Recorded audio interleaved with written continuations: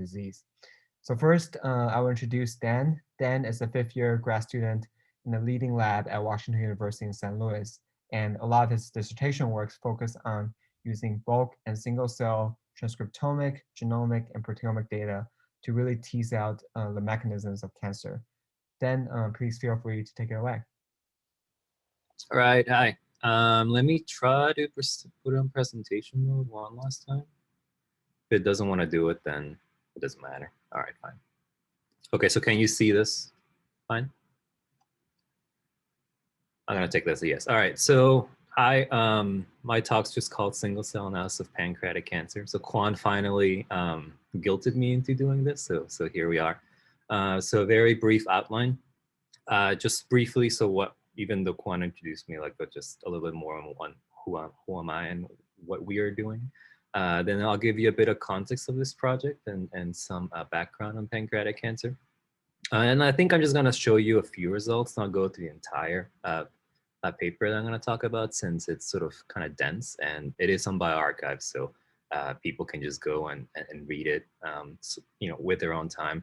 And then sort of briefly, sort of what's next, what's sort of going on in lab regarding this project, and then we can have some questions. So that's me back when I had more hair. That I do have a cat. It's a bigger picture since he's more important than me. And I'm part of the Ding Lab at Washington University, so I'm a fifth-year grad student.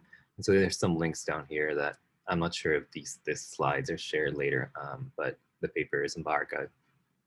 All right. So I stole this slide from my boss, Li Deng, and so there's a timeline of cancer research and treatment. And I guess the important thing is that while there's been a lot of milestones to date, sort of what we bioinformaticians like to say is that in the past 2 decades since cancer sequencing became a thing, and these consortia popped up, like sort of there's been a lot more, just like the bars are bigger, there's been a lot more discoveries to date. And so people in cancer genomics, people like to sort of base everything based on TCGA, which really sort of started the whole thing.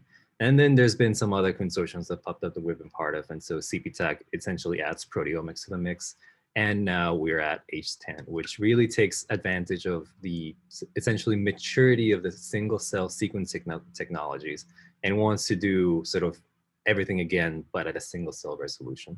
And so this talk really is going to be single cell focus. But for some context, sort of what is H10, right? So H10 is the Human Tumor Atlas Network, and this is part of the Cancer Moonshot initiative by Joe Biden. And so what the goal really is that we're looking at a sort of they're trying to look at everything. And so we're looking at pre-malignancy to transitions to malignancy and tumors, and then primary to metastases, and then also the effects of pre-treatment and post-treatment on disease progression, and sort of analyzing all this stuff at multiple levels. And while the single cell data is sort of the new cutting edge thing that everyone pays attention to, really what the goal is an atlas, right? So that involves all types of data, including molecular data, so this bulk and single cell technologies, and all the other slew of things like anatomical data, clinical data, and like you want to integrate those imaging technologies. So there's histology, et cetera, and all this stuff. We're going to extract biological meaningful information, and I guess it would be tumor ascent for the pre-malignancy, so pre-cancer sort of information, with the goal of, once again, creating these atlases, having this data dumped somewhere in some data coordinating center, and then all this information that we get can be sort of given to the general sort of research community as a resource. So very TCGA-esque, but single cell focused and doing sort of everything. So for that, the NCI essentially sort of assembled a institution dream team, let's say. And so they got a bunch of people, and they each decided which sort of tumor type and organ they're experts in. And so this is the overview of what center is doing what, at what level are they looking, pediatric or adult tumors, and whether it's something like precancer or sort of the different stages of primary metastatic disease or sort of treatment resistant disease. And I don't know, so there's a couple of big fish in here. So there's Dana Pear from MSK, Aviv Regev from Dana-Farber, just big people in here. And so we're here, we're at WashU in St. Louis. So these are the 4 PIs that are leading this. So leading's my boss. And then we have 2 surgeons, one for pancreatic cancer, Ryan Fields, Will Galanders for breast cancer. And then these are imaging experts, Sam Achillefu. So this is our WashU center. And so we're looking at breast cancer and pancreatic cancer, specifically pancreatic adenocarcinoma. So our research strategy here sort of focuses on tumor heterogeneity in both projects. So the way we collected our samples to build our atlases is we take the tumor, we slice it up, and these slices are stored for whatever we want. But the key thing that we did is for each slice, we take several samples because when the tumor is heterogeneous, we don't believe that each sample is the same, especially when they're spatially distinct. And so this distance is about 6 millimeters, give or take. And so essentially for each of these samples that we take from a given tumor slice, different portions of it go into all the different types of data generation we want. So imaging and H&E slides, and then single cell technology. So we have RNA-seq and single-nucleotide tag-seq. And then we can also sense stuff for the traditional bulk assays, such as global proteomics and phosphoproteomics, and bulk sequencing, RNA sequencing. We have whole genome bisulfite, and we didn't do that in the end, but we could. Okay, so that's sort of the background. So I'm going to talk about pancreatic cancer. So what do we care? So specifically for pancreatic ductal adenocarcinoma, it kind of sucks if you get it. So it's not a super common cancer, but the survival rate is really, really low. So we don't really understand it that well, unfortunately. And so the 5-year relative survival is 10%. For context, glioblastoma, which is sort of popular in that it's awful, it has about 35%. And then breast cancer has about 90%. So it just sucks. And the reason why it's so lethal is that it's usually detected pretty late because it's tucked all the way inside the body. And so by the time it's detected and you take a look, it's usually sort of everywhere in the liver or in the lungs. And so it's just it's unfortunate. And so if we look at the rate of pancreatic cancer, it usually you see these lines diverging because we're making advances in treatment. This just keeps going up, probably because people are aging more, so they get it more, but essentially it's kind of a death sentence. So very briefly, sort of how does pancreatic cancer sort of arise? So you have a normal ductal cells in your pancreas, and then you acquire a driver mutation. It's almost always KRAS. More than 95% of pancreatic tumors have a KRAS hotspot mutation. And from here, you get this PANN stage, which stands for pancreatic intraepithelial neoplasia. That doesn't matter. But essentially, as you keep acquiring more and more lesions, you essentially become full-blown PDAC and you undergo metastases. That's sort of the general understanding of how it arises. So what are the challenges in analyzing? So why don't we understand the disease very well? And the main challenge, I have tumor heterogeneity here, but the main one is tumor purity. Generally, when you resect a pancreatic tumor, it's almost all stroma and scar tissue. There's an added layer of difficulty because the pancreas' job is to digest things, and so you got to be very careful with your RNA and DNA degradation. But really, it's tumor purity. So oftentimes when surgeons take a tumor out, they have no tumor, or the piece that it's called tumor doesn't really have any tumor. It's all fibroblast stroma, or scar tissue as they call it. And so really 2 main studies that sort of made pretty big advances in this field were studies that, using the bulk technologies at the time, were able to address this tumor purity issue. One was the TCGA study. So they actually had to do their whole exome sequencing to 400x coverage, which is about 4 times higher than their standard, to be able to get to those really sort of low purity tumors. And here you can see the 4 main significantly mutated genes. So we got KRAS, P53, P16, CDKN2A, and the SMAD4. So 93% they got here in the KRAS. Using some fancy deconvolution sort of methods, they were able to show, or at least have evidence that for a given sample, you actually have sort of subclones with different KRAS mutations. And then on the transcriptomic side, a study that used laser microdissection was able to get, very, very carefully pinpoint the tumors that are so small, and we're able to separate this into a classical and basal-like sort of transcription profile signature. These allude to the ones in breast cancer where basal-like, the basal-like subtype's a lot more aggressive, and sort of this seems to fit a little bit with pancreatic cancer a little bit. There's a bunch of subtyping schemes that have popped up, but really this one, which is called the Moffitt subtyping, is the gold standard. So these two things, tumor purity and tumor heterogeneity, are the things that we thought we can apply single cell to, because we can actually separate all the cells and look at only the tumor cells specifically. And so that is sort of the basis of this pancreatic project that is ongoing.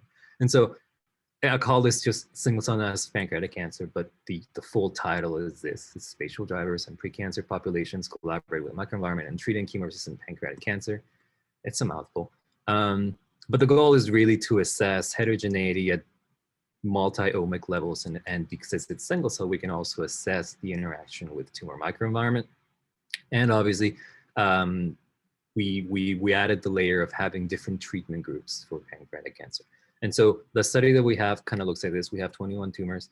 Each was sampled 3 to 4 times for a total of 73 samples, and they have different treatment groups. We have treatment naive groups, essentially no treatment, and we have a variety of treatments that I'll show in the next slide that are essentially chemotherapy that you use as a first-line treatment for unresectable pancreatic cancer. But here's a gross picture of the tumor. It looks very sort of solid because it's all like stroma, scar tissue, right? And so we can sample, we essentially chop it up and take each of these sections, undergo the whole slew of data generation. And so what you can do it like punching, or you can do the gridding, and this is the gridding that we do, which eliminates the remainder tissue generation. I guess this slide doesn't have too much content, but this is the overview of the data. So we have our 21 cases split into treatment groups. So we have naive, no treatment. We have 2 different types of chemotherapy that are sort of the main ones in pancreatic cancer. This gemcitabine plus nab-paclitaxel, which some people know it as Abraxane, which is the brand name. FOLFIRINOX. The mix represents a mixture of both. We had one patient that had both. And chemo-RT is just chemoradiation. And this is just showing you what data types that we have. These data, if you're interested in this kind of data for whatever you guys want to do, I think the date we're hoping to do HTAN is doing a data release April-ish. It should coincide with AACR. And so all these institutions are dumping their data right now to the Amazon cloud and or Google Cloud. And it's gonna sort of be freely available to the public in April. So the first thing we did is, okay, so we did single cell to most of these samples. And so with that, we can get a tumor fraction. I didn't include the scale here, but this is very low. This is like 8, this is maybe like 60%. And it has a modest correlation with what pathologists estimate from histology, but there are definitely differences. And these little bubble plots here that are hard to look at, essentially they're showing the heterogeneity in terms of cell types classification that we did. So for instance, we got samples that have one case with multiple samples that essentially look pretty similar. They're all just mostly stroma. But then there are some cases that are quite different, right? So we have here, for instance, one has a lot more stroma and then and has different amounts of tumor. So these are the sort of cases that have a lot of heterogeneity that we're very interested in. I always skip the slides, so I'm running a bit late. Slow. So this is the essentially the same overview, but looking at the bulk side of things. So what is being plotted here is a variant allele fraction of mutations in these genes. And so while we generally see that for all given pieces in the same tumor case, they all have, they all carry the same mutations, which makes sense. Some of them don't. And so though these are sort of what we believe potential, subclones or different tumor populations that are growing. But sort of it was both a sanity check that we can see that mutations are consistent, within the same case, But also we're very interested in differences here. For instance, what's up with this one that doesn't have any mutations compared to its, I don't want to call them peers, but its other samples in the case. Could be due to tumor purity. And since these are bulk technologies, it's sometimes hard to really be able to tell. But here, I think the important thing is that we did all these bulk subtyping schemes that are out there in the literature, including this Moffitt subtype that is gold standard. And within a case, they all seem, consistent. So with a given case here, for instance, they are all Moffitt subtype basal-like, but there are exemptions. For instance, this is showing that even at the bulk level, there are differences in subtype, so that's interesting. So what we thought is, okay, so can we do this at the single cell level? And the answer is yes, if you believe us. So what we did is single cell subtyping. So this is if you've looked at single cell studies, it's like that. These are the UMAP, these are the clusters of tumors of cells, and these are all tumor cells only. And so what we did is we have 3 cases as examples. We recluster all the tumor cells, so they group up. And for each cluster, we use the genetic signatures, the gene expression signatures from the Moffitt subtype paper and apply it to the single cell. And we can actually get distinct clusters that either show the classical or the basal-like phenotype. So we can just name them as single cell basal-like clusters and classical clusters. And it's kind of interesting because, for instance, in this one case that will become the favorite one to showcase, we have one cluster that is basal-like, so very uniquely separated. Well, maybe there's a bit of red here. Well, we have classical. So for this, if you were to do the standard sort of clinical thing where you go to bulk and you classify, this would be a classical case. But then we'd be missing this small basal population that likely plays a role in sort of disease recurrence or treatment resistance. And they have different pathways, doesn't matter. And so if we look at, let's just look at this one case because it's a lot. But essentially, here we want to show, well, is this true for the 3 samples that we have for this one case? Is this true at the RNA, protein, and phosphoprotein level, like bulk? Because we can't really expect the clinic to do single cell in all their patients. We want to see whether the markers that we identify as single cell are present at the standard bulk RNA sequencing hole, or proteomics, since we had mass spec-based proteomics.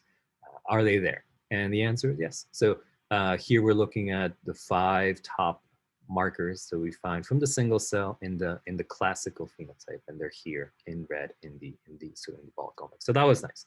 The other thing is that we also, of course, have the small basal population, and that isn't really expressed here. So while we could easily say this tumor is probably classical, we'd be completely missing the basal portion of this without the single cell resolution.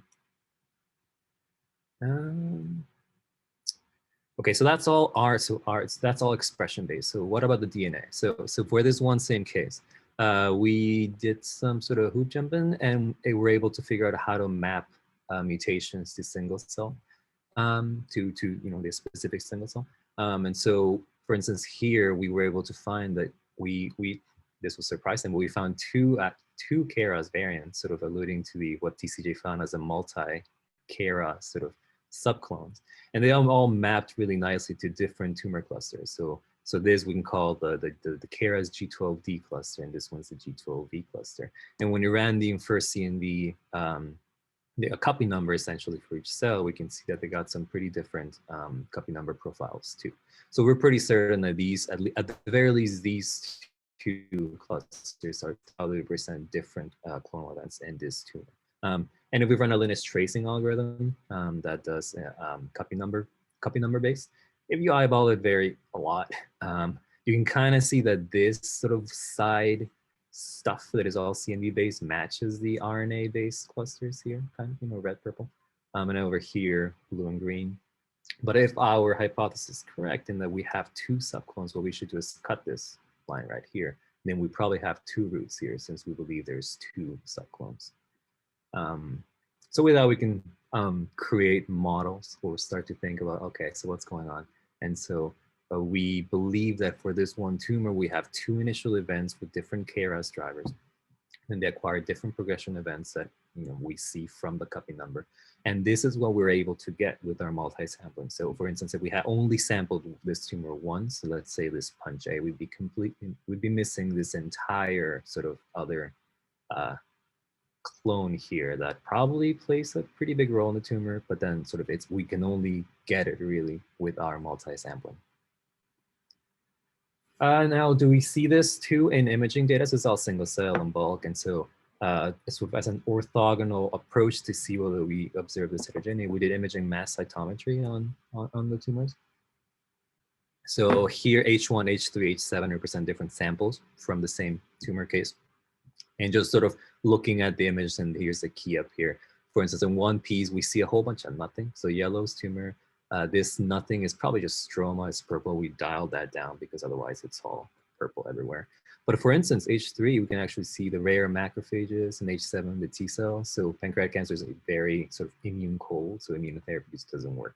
And so that's interesting to see that in some pieces, and in some samples, we can actually see some immune cells, and of course, they're not touching the tumor because the stroma is blocking it. But in some other pieces, we just see nothing. So this is still sort of ongoing, the integration with the omics data, because we can do cell segmentation and quantify cells by measuring their pixels and all that stuff. So we can have neighboring information, for instance, how far is this T cell from the nearest tumor? Is it doing anything? Is it exhausted? That kind of stuff. And since journals really like the clinical connections, we can also do stuff like treatment things. So here, what I did was mine the civic database for druggable genes, and then we can see, for instance, since we have treated and treatment naive samples, we can split them into and find whether there's certain candidate drug, putative drugs that may work better after you undergo chemo or not. And since we do single cell, we can actually do that at the single cell level. So here is just showing you these genes are the overexpression of these genes. There's some sort of evidence that they can be drugged. And here we're looking at the outlier expression, let's say, in each of these cell types. And so you can see, for instance, there's a group of cells that are all going to get hit by similar sort of drug starting a certain gene. So this is like the lymphocyte module, the block of genes that can be targeted by these genes. And interesting, for instance, in the tumor, we like to say, well, we really only found these two candidates. Whether they work, we don't know, but MET and ERB. So these two would only be hitting the tumor. But for instance, if you were to say, I want to target the tumor, because from the data, I want to hit HSPV1, this heat shock gene. Then we'd be able to say, oh, you would also get this cross reactivity in other cell types. Maybe don't do that. Or maybe you want to, because if there's a part of the tumor microenvironment that is pro-tumor, you could sort of potentially be able to pick a combination of these genes that will hit the cell types that you want and avoid hitting the cell types that you don't want hit, such as dendritic cells, let's say. All right, so that's sort of a very, very quick overview of what we're doing. That's definitely doesn't encompass everything in that paper. It's just sort of a few parts that I thought were more interesting. So what are we doing now? So we want to upgrade our IMC that uses the Hyperion system to codex imaging. So it just has a lot more resolution and can image things better. We're working on some single nucleotide taxi, so we can sort of look at the mechanistic control of the RNA and be able to make such connections. Unfortunately, since pancreatic cancer, the patients will most likely recur, and so we will be able to have the primary MET pairs. So for those little basal populations that we believe might play a role in recurrence, for instance, if they explode up, they just expand in the MET, right? That's a sort of validation here. There's also spatial transcription. So there's new technologies coming out where you can actually, grab this specific spot in your H&E to essentially do a single cell right here. Well, the spots right now are like 10 cells thick. It's becoming single cell now, so we can actually correlate the structures that a pathologist sees in H&E to the actual single cell data and create inferences there. And of course, improve our integration. So I don't know if this is going to be part of this current study, or it's going to be its own thing. But these are sort of where this sort of study is moving towards. And that's it. There's a huge project. That's a consortium project, and so there's a million people to thank. But sort of specifically, Reka is sort of the wet lab side. I've been doing most of the dry lab side. So she's my co-first author here. And all right, and that's it. That's all I have. So I'm open to questions now. Thank you, Dan, for the presentation. That was really a tour de force of all the most cutting edge omic technology applied to this important disease problems. If people have questions, feel free to simply unmute yourself. If that gets crazy, we can also use the chat. We might only have time for a couple questions. So Dan, I guess I can begin. So I think that part you mentioned about the subtype was very interesting because previously we think about subtyping each patient based on that patient's expression profile, right? But you are saying that in the patient's disease, there might exist even in one region of the disease, different clones with different subtypes. Yep, that's right.